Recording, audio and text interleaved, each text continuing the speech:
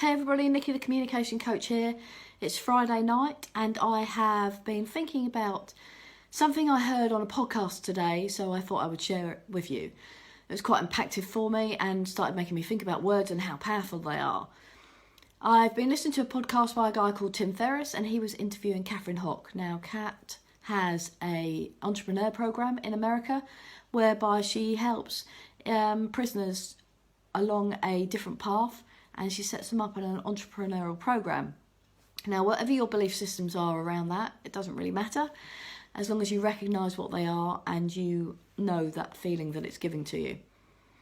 But really, there was a sentence in the podcast that resonated with me entirely. And she said, you know, some of the inmates when they leave, the prisoners when they leave the prison, the guards say to them, "You'll be back." And I wonder how many times we inadvertently say a phrase like that without realising the impact we're going to have on the other person, or even when we say to ourselves a phrase like that, that we then live into, where we give ourselves a label or we give somebody else a label, where we tell a kid they're a bad kid, so they start behaving like a bad kid, where you tell somebody that they're useless or stupid enough times and they believe that they're useless and stupid. Where you tell somebody they're no good at maths. Well, my belief is I'm no good at maths, and every time I reaffirm that belief, I live into it. And numbers don't make sense. And every time I say it, I try now to catch myself saying it and go, actually, let's look at that in a different way and let's reframe that. And let's think about what I can do to make the numbers make sense to me. So words for me are such a powerful statement. I've been talking about behaviour change this week. And we looked yesterday at some of the sabotagers that, or saboteurs I should use, I can't even say the right word, saboteurs that come into our life and take us off track when we're changing habits and changing goals. And a lot of that is our own belief, our own self-limiting beliefs, our own words that we use on ourselves. But I also would like us to start being more mindful of the language that we use with other people.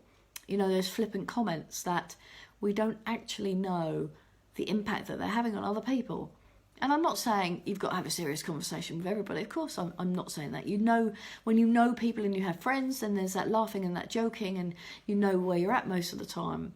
But how often do we say a flippant comment like "you'll be back" and thinking it's in good humour? Or how often do we tell somebody they can't do something? Or how often does somebody share their dreams with us and we say, "Don't be ridiculous, you know, you're not going to do that. What would you do that for? I like it this way, let's do it this way, this is much more fun." Or how often do we say it's not going to change because this is the way we've always done it?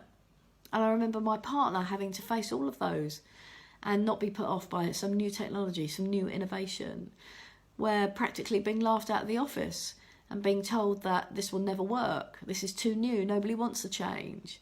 And yet the change was needed, but because of somebody's words and somebody else's own belief system, then there's that challenge and that hurdle to get over.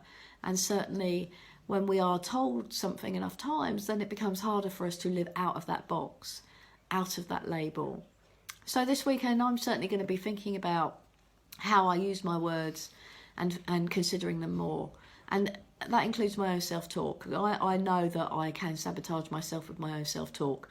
I know that if I face a difficulty, then I will immediately look for the easy way out, which is to carry on with the same routine and the same habit rather than stopping and asking myself some powerful questions.